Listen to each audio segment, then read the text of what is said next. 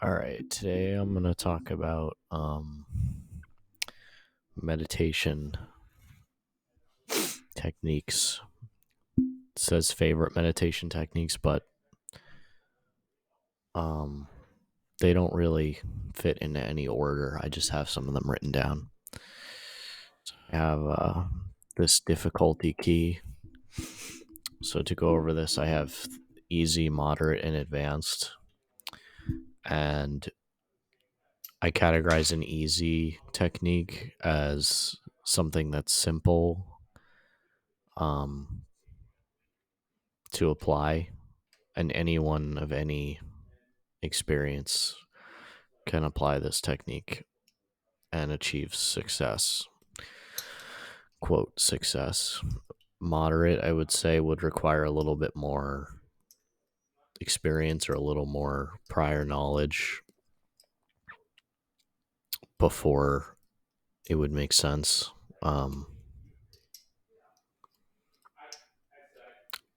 When I say prior knowledge, I mean like any sort of, whether that's like a philosophical concept or just instruction. And I would say an advanced technique would be something that isn't necessarily recommended for someone who's just starting, because it might discourage the person from trying again. And I think the most important thing when it comes to meditation is developing a daily habit. And if you can't develop the habit, I don't think it's going to be fruitful. So I'd categorize advanced as something that it's not necessarily worse or better. It's just maybe it is better for someone who has more experience, but for someone who's just starting, I would say maybe it's not recommended. So the first one I have here is awareness of breath, which is very simple. It's just as I named it here, just awareness of breathing. So most most people who say, sorry, it's just stuff going on in my, most people who give instruction on meditation, one of the first things they'll tell you is to have awareness of your breathing. So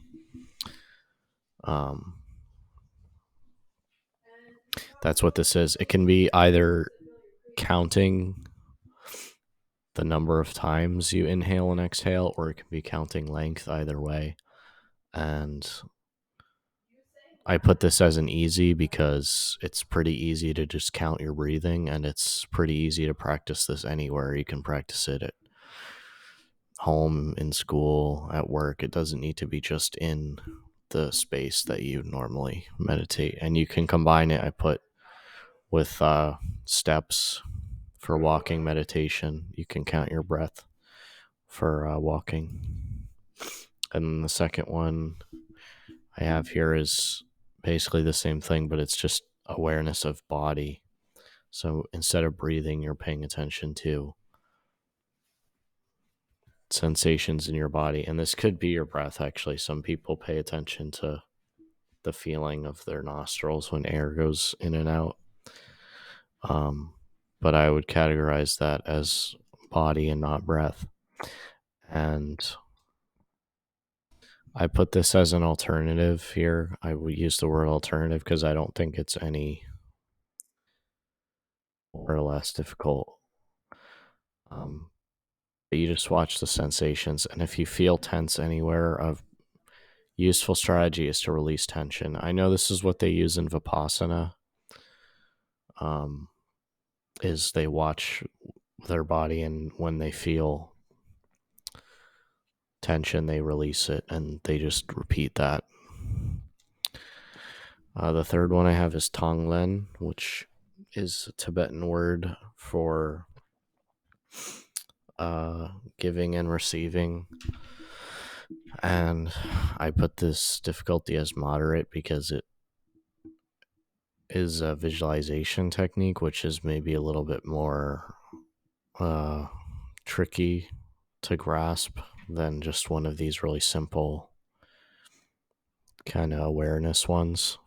Visualization is a little bit harder to maintain in your mind, but basically what that means is you're just creating a scenario, and that's going to be your primary point of your practice. So Tonglen is the basic practice is to just breathe in. You think of someone, or it could be multiple people, and the visualization is usually like breathing in black smoke, and that's supposed to be suffering, and then breathing out white smoke, and that's compassion. And you're just doing this visualization and keeping this person or multiple people in your mind while you're doing it, and it's the point of it is to increase your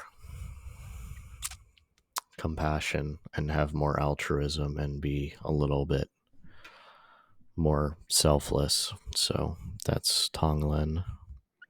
I think it's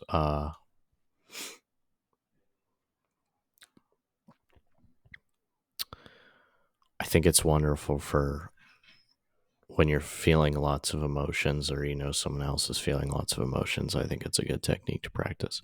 I have pictures here for this one. There's no good image for this Tonglen, so I just put a picture of Avalokiteshvara. And then this next one is mantra, recitation, or Gatha. They're slightly different. A Gatha is a poem, kind of, or like a verse, not necessarily like syllables. Like a mantra could be just one syllable, but a Gatha could be kind of like a poem. So I have this is an example of a Gatha, because it's kind of like this 4-line poem thing. And I have this as moderate as well, because I'd say it's easy to recite this, but if you kind of combine it with breathing, it becomes a lot more tricky. But yeah, mostly you just breathe and just recite this, and that's enough to calm yourself down, or calm the mind at least. And I put that there's a pretty wide variety of stuff you can choose. You could do something like this, or you could do a mantra like the 6-syllable Tibetan mantra, or you could say something really dumb like Coca-Cola. I've heard some Zen teachers make jokes about that. It doesn't necessarily need to be something meaningful, it just needs to be something to focus on. But I have it as moderate because sometimes kind of breathing in like a 3-line Gatha can be a little difficult if you're not used to really prolonged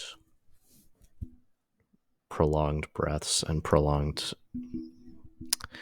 exhaling in particular for a really long time is more difficult.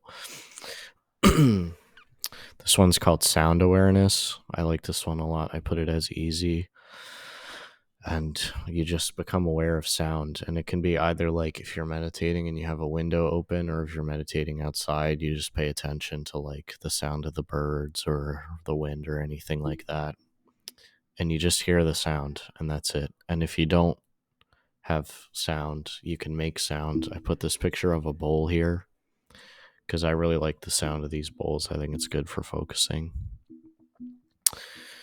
And yep, I put basically the only downside is like if you live in like New York City or something, or any city, and it's just like honk, honk, constant noise, then it might be a little difficult to focus on just any noise. But I suppose you could focus on traffic noises if you needed to. This one's called, well, the Japanese call it Shikantaza, but that's translates to just sitting. So it's Zazen, which is Japanese sitting meditation. And I put this as advanced because you do nothing, you just sit. And it's pretty difficult to maintain a still mind without having an anchor at all. So what they do is they just sit and they just watch what their mind does, and they don't try and bring attention anywhere. They just sit. And I used to practice this quite a bit, but I haven't been practicing it recently because I've been practicing some other things. But I wouldn't say it's any worse than the other ones. I would say it's more difficult. It's it's very nice if you only do this practice and you do it for a very long time. Um, but because of this and because it's a little bit more difficult, I wouldn't say it's good for people who are just starting because it's going to feel like frustrating. I put this picture of Sawaki Roshi here because this is a classic. I think this might be the first result when you look up just Zazen in general. You'll get this picture of Sawaki Roshi. And the last one I have is Dzogchen, which is another Tibetan technique. And this the last one? Yeah. This difficulty is also advanced because I think Dzogchen is a term for any state of calm, of just non-thinking. So they use this word rigpa, and that's basically the goal of this practice. And you can use any sort of technique to reach this state, but some examples are like Tumo meditation is the heat inner fire meditation. I've never practiced that because it's really difficult to find information on that online. I think mostly just teachers would be where you would get that knowledge, but mostly like this in Tibetan Buddhism, they have like the 6 yogas of Naropa is probably, those are like the main practices that are used in this Dzogchen tradition. So that's why I put here various methods might be used. It's put in this category because it's a little bit more